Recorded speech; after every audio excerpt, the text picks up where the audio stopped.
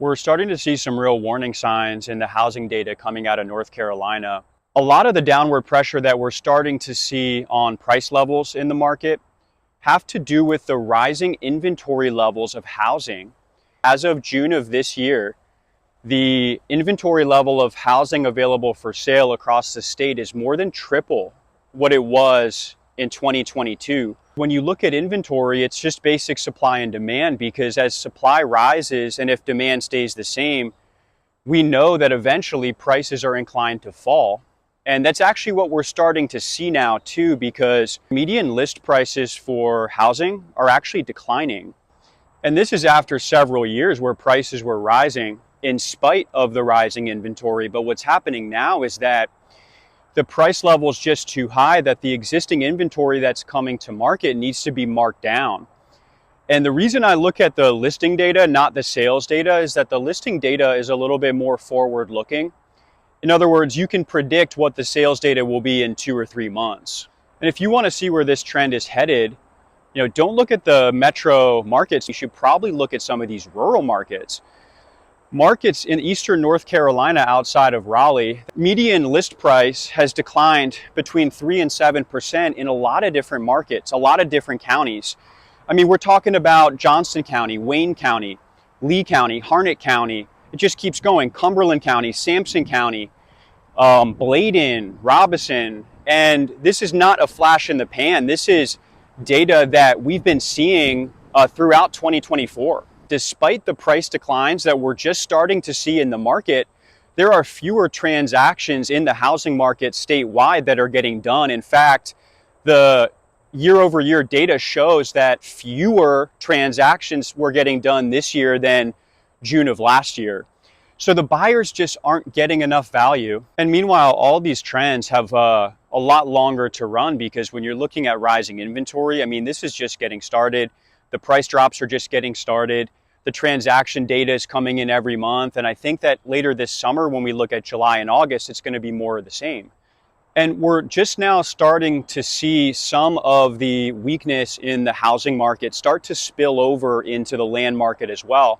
I looked at the 10 most recent sales of vacant land in Harnett County. In Harnett County, the last 10 tracts of land that sold that were at least 2 acres in size or more, they sold on average 166 days on market.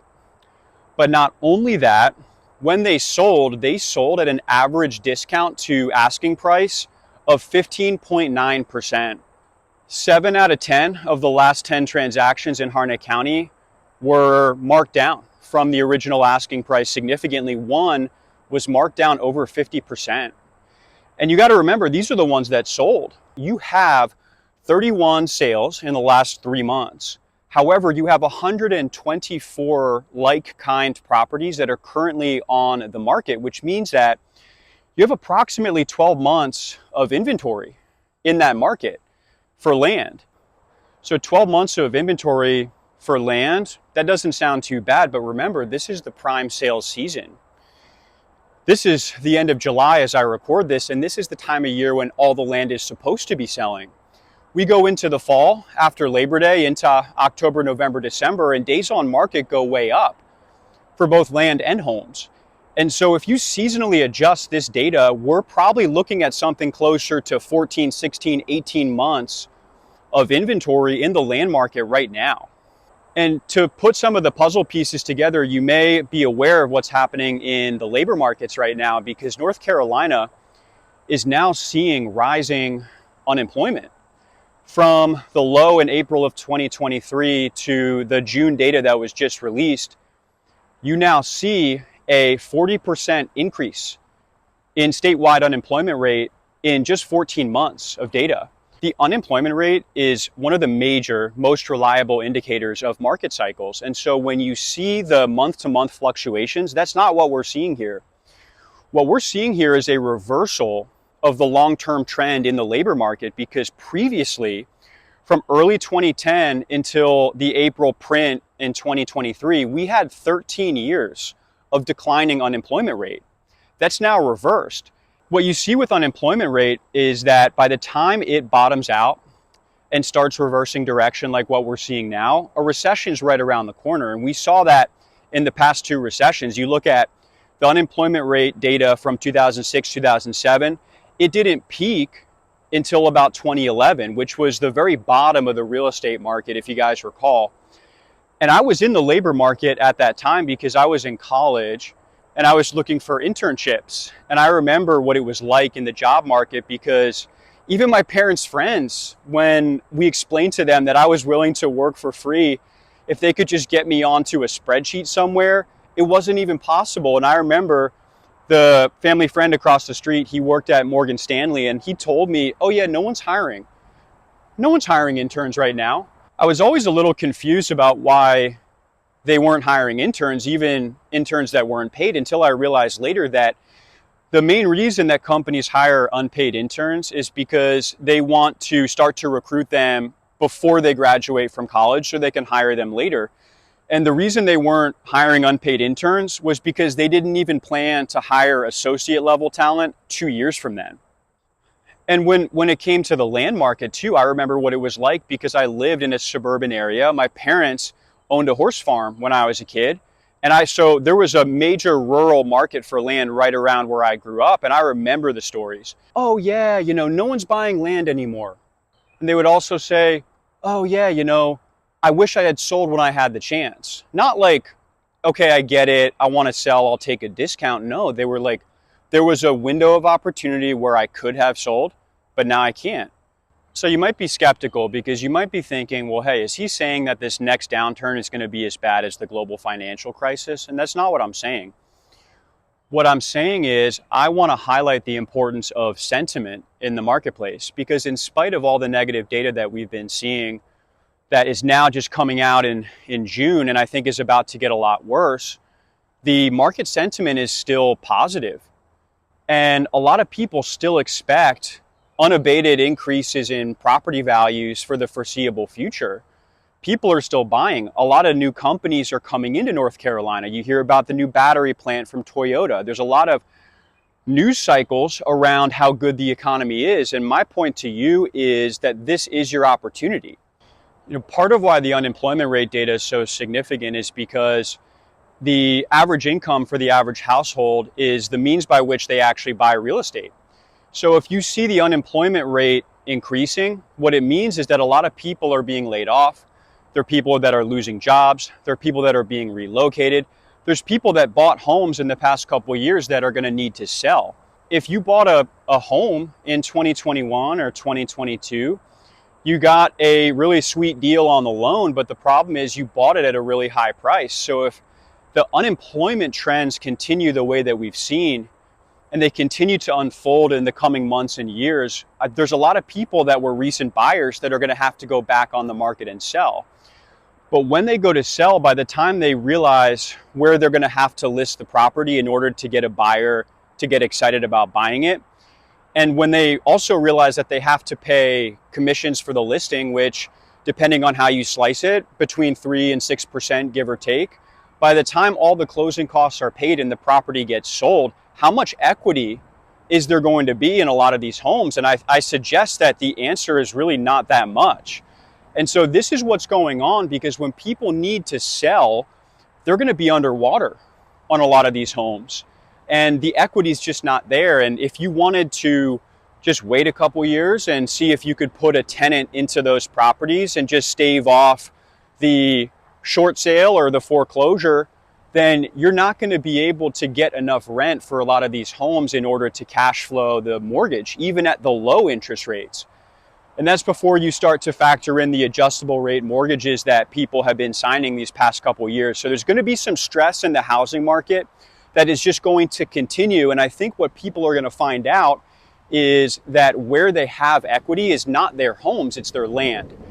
And the inventory trend in housing is mirrored by the rising inventory in the land market. We're going to see a continuation of the trend of rising inventory in the land market, where I think that market is going to see a slowing down of transaction volume because buyers have less disposable income, interest rates are higher, and with land being more illiquid even than homes, I think that the price cuts that you're going to see in the land market are only just getting started. And I think that they're going to be a lot more aggressive than people expect, because the people that are real sellers that want to sell, they understand the game and they know that the buyer has to get a good deal. And what does that deal really look like? Because the land transactions that are actually happening now, they're happening slower than anybody had expected last year.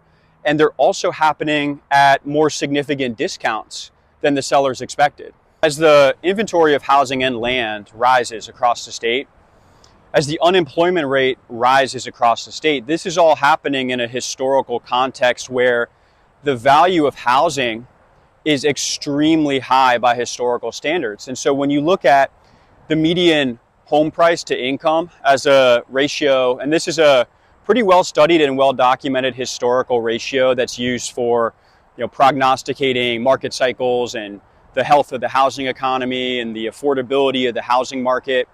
What you're seeing in this ratio is that it's at an all-time high. It's never been higher. So really, as people need to get out of some of these homes and some of these pieces of land and prices start to fall, a lot of that's going to have momentum because there's really nothing but air under these housing numbers. And this is part of the issue with the short-lived benefits of, falling interest rates and artificially low interest rates. And I think we all kind of are guilty of crossing our fingers and hoping that the interest rates continue to stay low or that they go down in September like the Fed is saying that they'll do. But that's only going to do so much for us, because really what drives the housing market is not interest rates so much, it's supply and demand. And by the time you start to see real interest rate cuts, people at first think that it's good news, but it's not, because the only reason that the Fed is cutting interest rates is because they've determined, based on the economic data, that there's a potential crisis in the economy. And that's exactly what we're seeing now, because rate cuts, they only happen in the context of economic weakness. And you see it in the previous global financial crisis with all that boom in the housing market from 2002 to 2007. Interest rates were rising. When the housing market was rising, interest rates were rising. When the housing market peaked out and started to really crash and sell off in 2007, the interest rates were falling. So interest rates and housing prices and land prices are positively associated.